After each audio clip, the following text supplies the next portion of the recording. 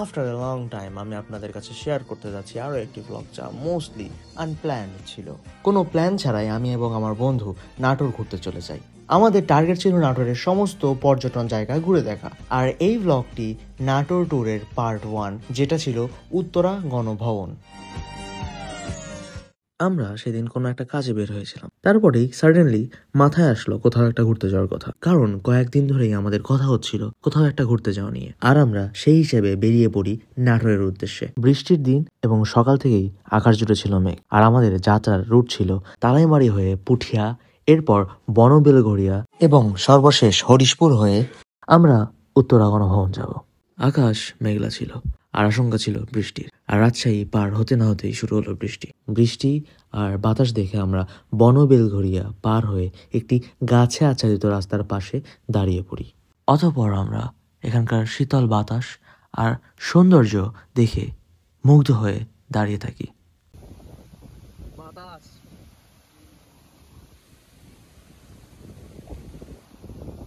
এই জায়গায় দাঁড়িয়ে তোমার কেমন লাগছে? খুবই শান্তি। Meanwhile, এরপর আমরা আর দেরি না করে বৃষ্টি মাথায় নিয়ে বেরিয়ে পড়ি গন্তব্যের উদ্দেশ্যে। এরপর আমরা হরিশপুর পৌঁছাই আর হরিশপুর থেকে সরাসরি রওনা দিই উত্তরা গণভবনের উদ্দেশ্যে।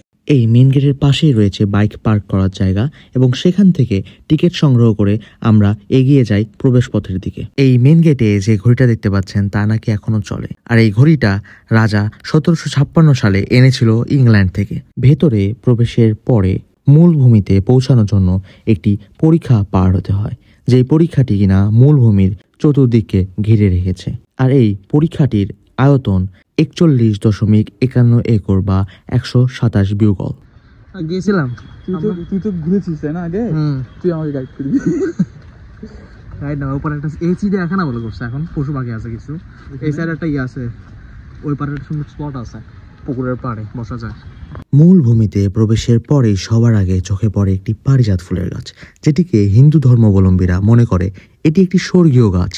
এই পাশেই যে সাদা অংশটি দেখতে পাচ্ছেন, এটি ছিল দোল মঞ্চ, যেখানে দলযাত্রার দিন রং খেলা হতো বা হোলি খেলা হতো। এরপরে প্রথমেই যে পরীক্ষাটির কথা বলেছিলাম, সেই পরীক্ষার ঘাটের দিকে এগোনো যাক।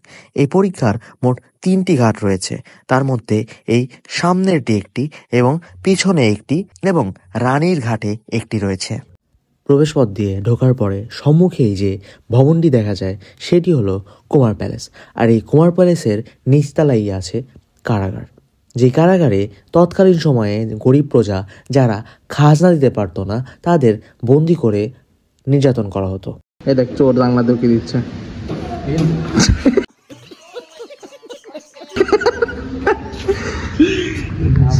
বাপ, জেলখানার কি অবস্থা রে! একবার অন্ধকার দেখ, আর নিচ ওই দিকে নিচে যাচ্ছে আসতেছে নাকি ক্রমশ এদিকে সামনে যেরকম নিচে যাচ্ছে নাকি কোনটা বল। এই রুম থেকে ওরকম কানেক্টেড নাকি? টাকা টাকা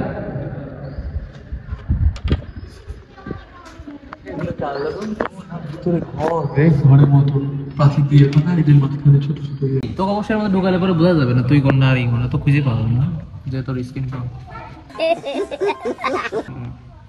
আবে সালে। দ্বিতীয় তলাটি ছিল রাজার ছেলে সন্তান অর্থাৎ কুমারদের বাসগৃহ, যাতে আমাদের মতো ভিজিটরদের প্রবেশ নিষেধ। এই সাইড একটা ঘর, সব রুমে সেম বেড রাখা, এগুলো পরে রাখছে তাই না? পরে রাখা। এটি হলো কুমার প্যালেসের পিছনের অংশের বেলকুনির মেঝে থেকে শুরু করে এই ভবনটির বিভিন্ন জায়গায় সাদা মার্বেল পাথর ব্যবহার করা হয়েছে। এই যে ঠিক আমার নিচে যে দরজাটি রয়েছে, এই দরজাটিই ছিল সেই কারাগারের দরজা। এই ভবনটি ছিল তৎকালীন রাজার রাজদরবার, যেখানে জনসাধারণের প্রবেশ নিষেধ, কারণ উত্তরবঙ্গে এটি প্রধানমন্ত্রীর রেস্ট হাউস, যেখানে তিনি ছাড়া আর কারোর প্রবেশের অনুমতি নেই। কারু কাজটা দেখতে পারি, কাজটা হেবি না? দেখ, এটা কি পরে করছে আবার নাকি ওইভাবে আছে? এটা তো পুরোপুরি কাঠের তৈরি, একটু পুরো প্রপারলি কাঠের তৈরি। এটা কাচের, ওটা কাঠের।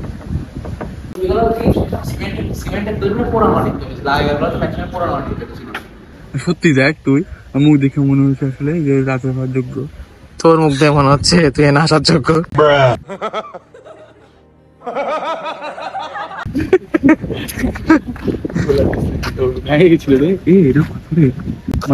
মার্বেল পাথরের, হ্যাঁ তাই তো। এই অংশটা হচ্ছে এই ভবনের পেছনের অংশ। ইভেন এটার যে মেঝেটা, সেই মেঝেটাও মার্বেল পাথরের তৈরি। এই যে এই সিস্টেমটা, এইটা আমার হেভি লাগছে। এই যে এইটা এখানে গ্রিলটা, এটা পরে করছেন, ওটা আগেই ছিল। মানে এই যে নেট পরে করছে, ভিতরে মানুষ হাত মাত না ঢোকাতে পারে, জিনিসপাতি না ফেলতে পারে। ব্রিজ পার হলাম না। হ্যাঁ, শাপলা ফুটা থাকলে হেভি লাগতো না? এমনিতে যা লাগছে রে, চার সাইড এরকম কাটা, হেভি লাগে এই জায়গাটা। এগুলো ফ্যাসিলিটিস দেয় না কি জন্য আমি বুঝি না। ছেলেবেলে তো তাও আসে, কারণ টুরিস্ট প্লেস। এই জায়গাটা সব থেকে সুন্দর, কিন্তু রেস্ট্রিকশন দেওয়া যায়, এই জায়গা যাওয়া যাবে না। চারপাশে যে পরীক্ষাটি ছিল, এই পরীক্ষার এপার আর ওপার, এই দুই পারে বেশিরভাগ জায়গায় বড় বড় গাছ লাগানো ছিল, অথবা সেই পাড় ছিল বাধাই করা, যাতে পাড় থেকে মাটি কখনো সরে না যায়। এপারে যেমন বড় বড় আম গাছ দেখতে পাচ্ছেন, ওপারেও ঠিক তেমনই বড় বড় গাছ রয়েছে, যেই গাছগুলো অবশ্যই সেই আমলের গাছ, যা এখনও জীবিত রয়েছে বা ইতিহাসের সাক্ষী হয়ে দাঁড়িয়ে আছে। আমরা তারপর চলে আসি রানীর ঘাটের দিকে, যা ছিল মূল ভবন থেকে সম্পূর্ণ প্রাচীর দ্বারা পৃথক করা, যা আমরা বেশিরভাগ পুরাতন রাজবাড়িতেই দেখতে পাই, যে রানীর যে ঘাট বা রানীর যে অন্দরমহল, তা থাকে মূল ভবন থেকে সম্পূর্ণ পৃথক বা আলাদা। ওখানে এই রাখা ছিল, হরিণ রাখা ছিল, চল দেখে আসি তো আছে নাকি। রানীর ঘর রাজার মহলে, রানীর ঘাটে রানী আছে শুধু এখানে।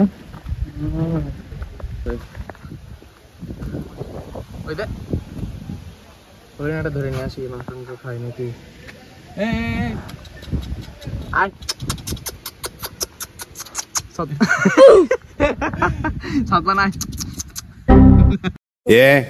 সত্যি সত্যি আসছে তো, আয় আয় আয়, দেখিস তোকে দেখে করছে না, থাকবো না, আসতেছে, আয়।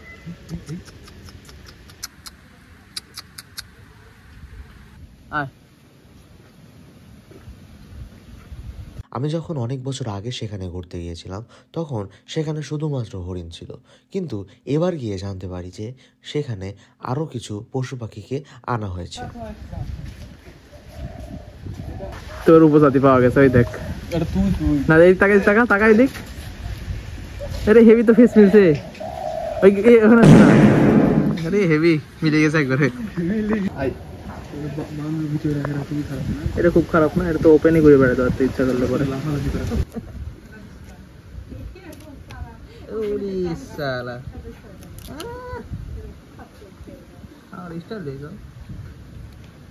ভালো লাগলো না।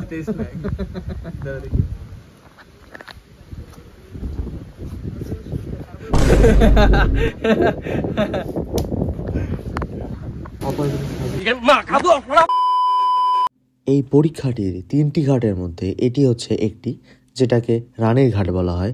এই রানীর ঘাটে রানী এবং তার দাসী ছাড়া আর কারোর প্রবেশের অনুমতি ছিল না।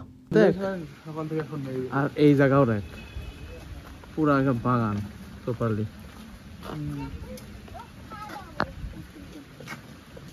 রানীর ঘাট ঘুরে দেখা শেষ করে আমরা মূল ভবনের সামনে যে ফাঁকা মাঠটি রয়েছে, সেই মাঠে চলে এলাম। সকাল থেকেই যে বৃষ্টি হচ্ছিল, আর সেই বৃষ্টিতে দুপুরে যে রোদ উঠেছিল, সেই রোদ আর বৃষ্টির কম্বিনেশনে এত সুন্দর একটা ওয়েদার দিচ্ছিল, তাতে আমরা গিয়ে প্রাকৃতিক দৃশ্য দেখে মুগ্ধ হয়ে গিয়েছি।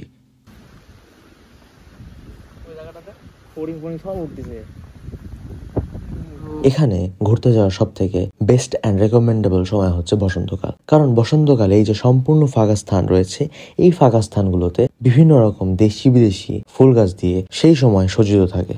দেখ বসার জায়গাটা ভাব, পুকুরের সামনে বসবে, তুই দেখ খরচও কম, হ্যাঁ রাজকীয় ভাব একটা। আমরা বসবো এখানে, বসে যদি মনে কর খালি দেখ দেখ, তোর সাথে চেয়ারে মেরে যাচ্ছে একবারে।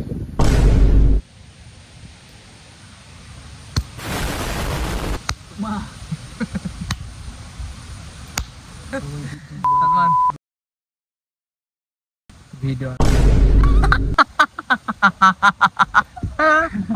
না আমি জানি, তুই একটু মিউট করে দিবি, আমি জানি তোর বিষয় গদ্দারি করবে, তোরি গদ্দারি করবে। এই একটা জায়গায় বসার জন্য আয়কার চল বন্ধু দুজন রাজা হয়ে যায় কোনোভাবে।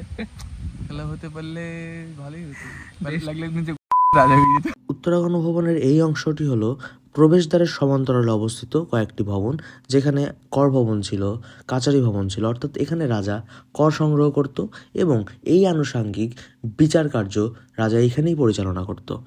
এই জায়গা বন্ধ, যারা দেবে না, কিন্তু এই পাশটা পিছনটা পুরাপুরি বনের মতো বা জঙ্গলের মতো। ঘাস কাটবে না, তারা এদিক থেকে কাটে চলে যায়, ওদিক যায় না, ওই পারে যায় না সাপের কারণে। আমরা এই তথ্যগুলো জানতে পারলাম এখানে দায়িত্বরত এক মহিলার কাছ থেকে, কারণ আমি যখন এর আগে এখানে এসেছিলাম তখন এই জায়গাটা উন্মুক্ত ছিল। আমরা হয়তো এখান থেকে আরও সামনে হাঁটতে গিয়েছিলাম। প্রবেশ নিষেধাজ্ঞার কারণ জানতে চাওয়াতে সে আমাদের বলল এখানে নাকি অতিরিক্ত পরিমাণে বিষধর সাপের উপদ্রব বেড়েছে, যে কারণে এখানে জনসাধারণের প্রবেশ নিষেধ করে দেওয়া হয়েছে। এরপরে আমরা উত্তরাগণ ভবন ঘুরে দেখা শেষ করি এবং রওনা দিয়ে আমাদের পরবর্তী গন্তব্যস্থল নাটোর রাজবাড়ি এবং পাটুলের উদ্দেশ্যে।